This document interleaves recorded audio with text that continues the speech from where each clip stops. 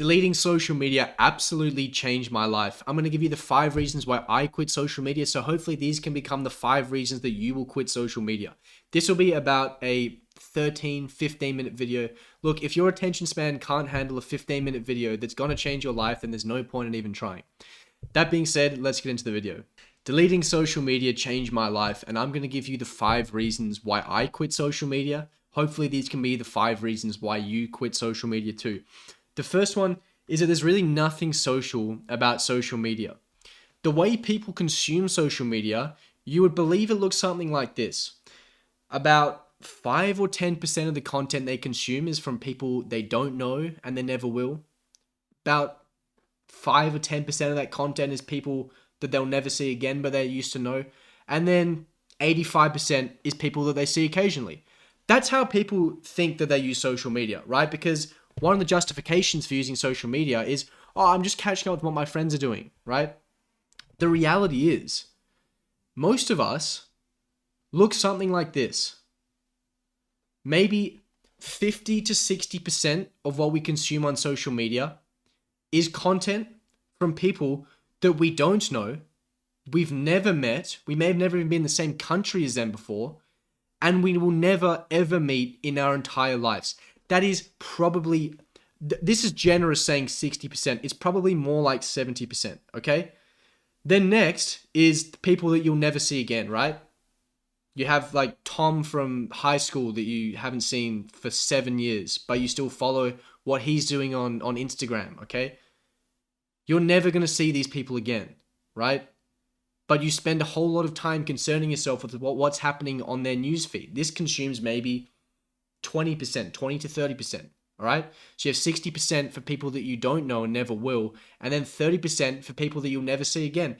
And then 10%, that's generous. It's really generous to say 10% of people you see occasionally. To be honest, it's maybe 1 or 2%, right? Maybe 1 or 2% of the content you consume on social media is related to people you see occasionally. And when I say occasionally, this could be like people you see once every 4 months. I would consider that to be occasionally. I think even then it's probably 1 or 2%. The chance that you're consuming content for people that you see regularly is very, very, very low, okay? So people that say they're just catching up with what their friends are doing, okay? First of all, these people, the people you never see again, they're not your friends, right? People you don't know or never will, they're not your friends. These people who you see occasionally might be your friends, and this takes up maybe 1 or 2% of the content you're consuming. So when you say you're socializing, right? You're getting to catch up with your friends, total nonsense, okay? Anyone who thinks that they're being social by being on social media is completely delusional. This is not the case whatsoever. Number 2, and this is a massive one as well, is you're worrying about things that are completely outside of your control. When you think about your sphere of influence, I'm talking about things in your life that you can actually control, right? This takes up a small fraction of what you're actually worrying about. A lot of the things you're worried about, you have absolutely no control over. I mean, how many times have you been worried about what the weather's going to look like next week? Oh, it's raining next week. Okay. What are you going to do about it? Oh, there's nothing I can do about it. So why are you worried about it? Okay. But for some reason, we think it's okay to be concerned about, what Elon Musk is doing or what Ronaldo's love life is like, okay? Things completely outside of our control. Or we're worried about, what's happening with this sports team, what's happening with this politician, what's happening with this famous person, this influencer, right? This person that I haven't seen for 10 years. We're worried about all of these things that are completely outside of our control. And if you're trying to get anything done, if you're trying to do anything big in life, the more attention you allocate to things that you can't control, the worse you're going to be. Because if you're a person that allocates 80 or 90% of what they worry about to things outside of their control, then you would perceive yourself as powerless. Because so much that you worry about, you have no control over. You're like a floating leaf, falling side to side with changes in the wind. You have no control over the outcomes because everything you worry about, you can't control. The reality is, most of us look like this. We worry about 90% of the things we worry about, 99% of the things we worry about are outside of our control, right? And maybe 1% of the things that we worry about are within our control. What if you look like this? What if the only things you worried about were things within your control? You would be pretty damn unstoppable, okay? And that is why, well, that is one of the reasons why I quit social media, is because I wanted to be in control of the things that I worried about, in control of the things that I allocated my attention to. And I knew if I allocate a bunch of time and attention to social media, I'm allocating a bunch of time and attention to things outside of my control. And that is not a very smart idea. So that was the second reason why I quit social media. Reason number 3 was I started comparing myself to other people. And I started comparing myself to other people inaccurately. Because, I mean, if I had $1 for every time I saw a 19-year-old with a Lamborghini, I could buy like 3 Lamborghinis, okay? You just keep seeing this. You keep seeing these insanely young people who just seem to have all this money, and then you go, well, I don't have a Lamborghini, so I must be total shit. I must be trash. I must be a terrible person. And obviously that affects your self-esteem. And what happens when you see a 19-year-old with a Lamborghini is when someone rolls around and says, you, with zero experience, zero entrepreneurial experience, can make $10,000 a month in 30 days, you're going to think, well, there's a 19-year-old with a Lamborghini, so I guess I could do that. And then 30 days roll around and you haven't made $10,000 in that month. Now what?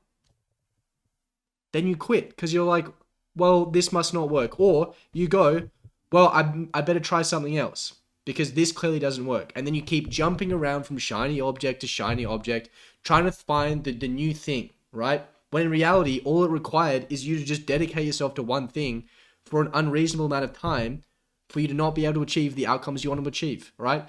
But we have this false sense of reality because the reality is this 19-year-old is leasing this Lamborghini and he's sharing the cost with 4 other people, okay? He doesn't actually have a Lamborghini in cash. And those 19-year-olds that do have a Lamborghini in cash, don't look at their age, right? Because these 19-year-olds have probably been running a social media marketing agency since they were 12 years old. So technically, they're 7 years old in terms of the entrepreneurial age. So you, as a fetus with 0 years of entrepreneurial age, should not be expecting to have a Lamborghini in 6 months, okay? And if you do expect to have a Lamborghini, you're going to get disheartened and you're going to quit. And you're going to fall out of the game and then you've lost, right? Okay? Before I continue, if you guys are digital entrepreneurs and you would like help removing things like social media, things that are pulling your attention, taking your worries outside of what's in your control, if you would like to regain control over your time and your attention so you can grow yourself and your business, then there's a link in the description below and I can help you out. Otherwise, let's keep going to point number 4, which is it just wastes so much time. It wastes an insane amount of time. 17 hours per week. This is what the average person is spending on social media, right? 884 hours per year, right? This is a part-time job. That 17 hours a week, that is a part-time job, right? How many of you are stuck in a job that you hate right now with your little side hustle, trying to get out, or you're constantly cursing at the fact that you don't have enough time, but you spend 17 hours a week on social media? That's a part-time job. Do you reckon if you could allocate that 17 hours a week to your business that you could probably grow that? Probably. If you're struggling to find time to work out, there's 17 hours a week. You might only need 7 of those to get in shape, right?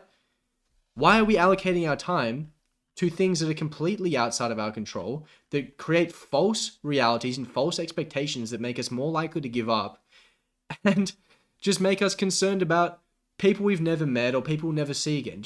It just makes no sense to allocate 17 hours a week to this.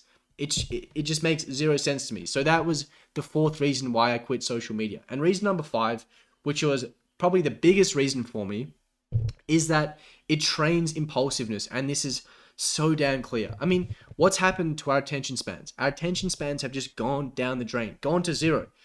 And the reason for that is that we've started to train impulsiveness, okay? So if we think about the correlation between dopamine and effort, it's quite a linear relationship, or it has been historically, right? Back 100 years ago, well, let's say 500 years ago, The only way that you could get extremely high levels of dopamine is doing something that was incredibly difficult, right? Something like killing an animal to feed your family. That was quite a difficult thing to do, but as a consequence, you received a lot of dopamine for it. Okay?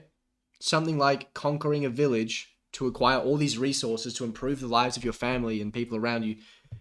They produced an incredible amount of dopamine, but it was also quite a difficult thing to do. And by the way, if you say, we've evolved from that, the light bulb has only been around for 150 years, okay? 150 years the light bulb has been around for. We're not even evolved for artificial light, okay? Let alone TikTok, right? But what happens is that we've now introduced something incredibly alien to our environment where you can receive really, really high levels of dopamine without requiring any effort at all. I put my hand in my pocket, I pull out my phone, I open TikTok or I open Instagram or I open whatever, and I start scrolling. And I immediately get incredibly high levels of dopamine for essentially zero effort. Well, what does that mean? It means I don't want to do hard things. I don't want to work out. I don't want to work on my business because I can receive far higher levels of dopamine for doing far less. So what you're doing is you're associating feeling really good with doing impulsive things, with doing easy things.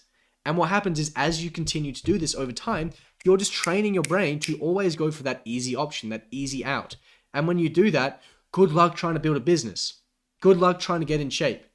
Good luck trying to be the best version of yourself when all you want to do is that easy thing, because I can guarantee you that easy thing is never the thing that you need to do to get to where you want to get to. But you're constantly choosing the easy out when you choose social media, right? And that was the biggest reason why I quit social media. But realistically, if you think that investing a part-time job into making yourself impulsive, giving yourself unrealistic expectations that increase the likelihood that you're going to quit on your dreams, if you're going to worry about things that are outside of your control and spend time concerning yourself with people you're never going to see again, I don't think that's a good investment in your time. And hopefully by the end of this video, or now that the video is over, you will agree with me, okay? So that was the video. I hope you enjoyed. I hope you're not going to go back onto social media after this. If you liked the video, please like and please subscribe. Otherwise, I will see you in the next video.